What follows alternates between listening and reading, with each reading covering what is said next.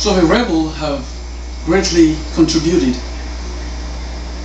to the disarrangement and the instauration of social instability, causing so many problems to the people.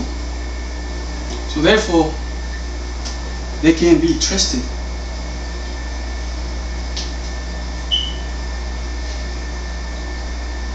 The act of bioterrorism is also of a great magnitude.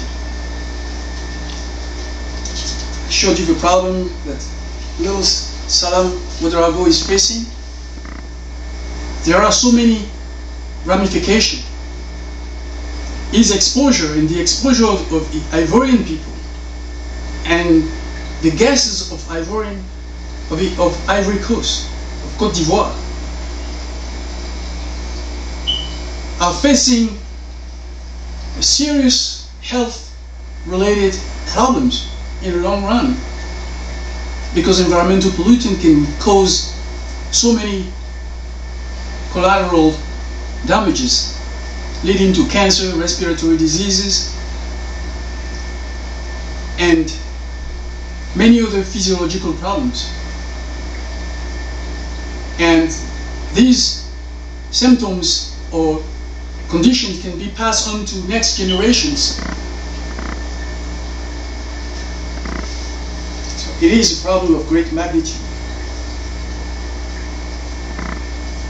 What have Mr. Soro Guillaume and his Force Nouvelle done for the development of Cote d'Ivoire prior to hijacking the government?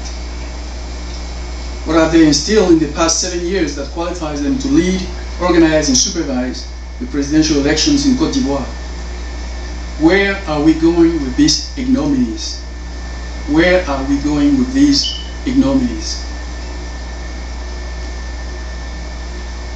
The electoral system proposed by the rebels, estimated to cost well over 200 billion CFA, which is about 400 million US dollars, is the most expensive electoral system ever implemented in Africa.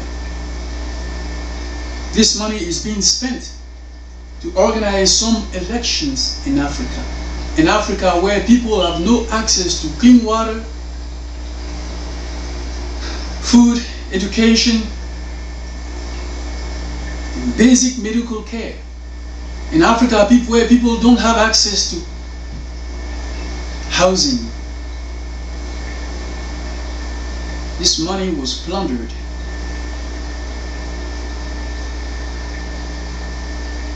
In fact, this costly electoral system is not reliable, and it is a constant source of stress, suffering, and constitute a potential mass grave for the Ivorian rather than being a liberating solution. Take, for instance, the current enrollment system.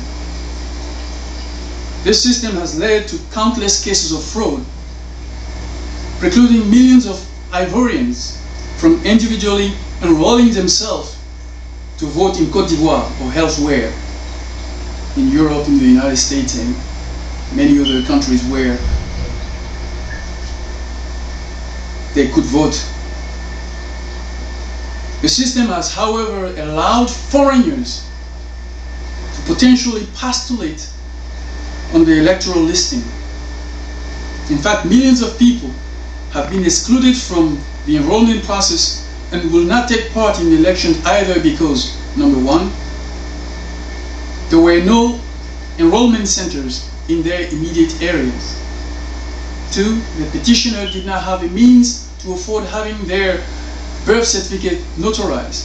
Three, the petitioner could not find any original documentation to prove their identity after the rebel had destroyed all their documentation during the war.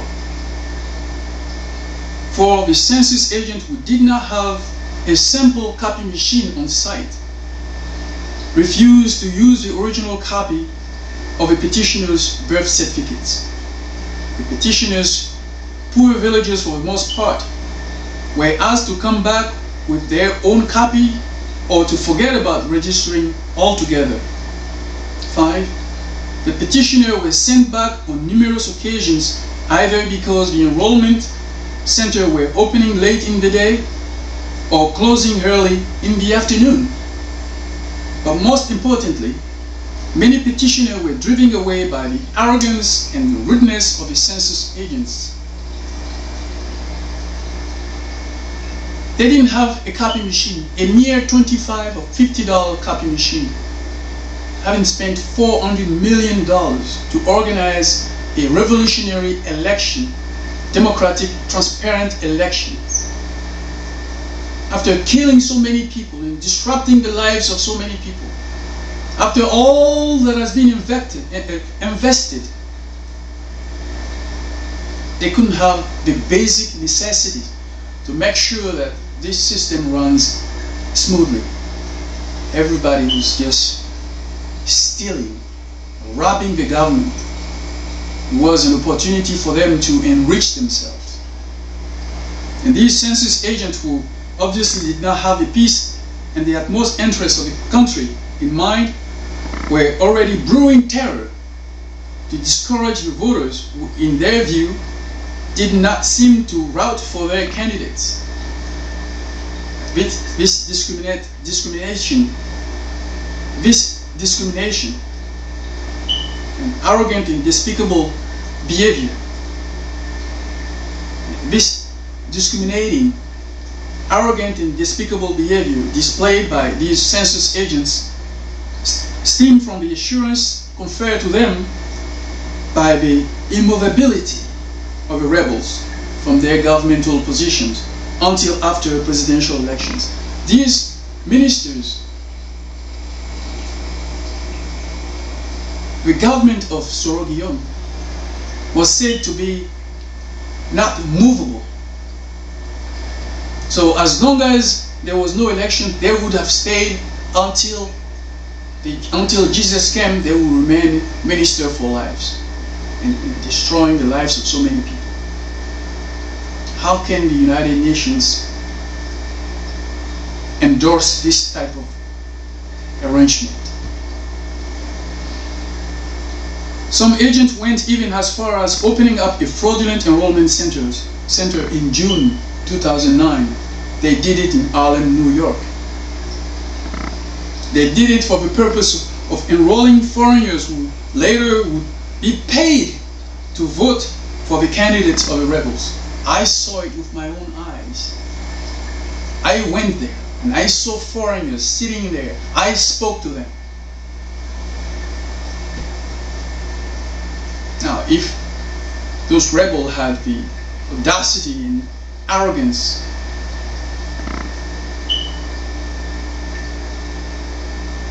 to open up a fraudulent center, enrollment center in Harlem, it is clear that they did it back in Ivory Coast and elsewhere.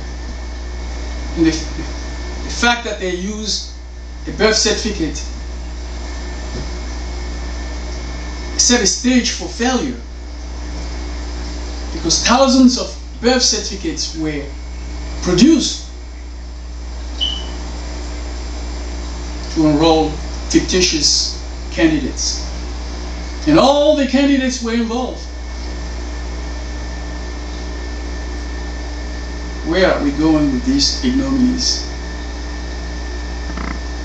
Are these the signs of innovation and progress the rebel brought in Cote-D'Ivoire? Are these the successes expected from a $400 million electoral system? And beside the fraudulent enrollment centers,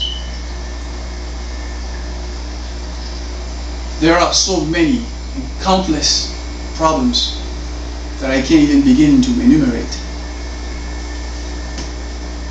So, Excellency, these are some of the many irregularities and weaknesses which make the current enrollment, identification, and electoral system totally unreliable and potentially dangerous for the people of Cote d'Ivoire. This clearly shows that thorough background analysis and research were not done prior to the adoption and implementation of the electoral system and the launching of a presidential campaign as a whole. Under these circumstances, can we honestly expect to have clean and transparent elections in Cote d'Ivoire? Can we truly hope to have peace in Cote d'Ivoire?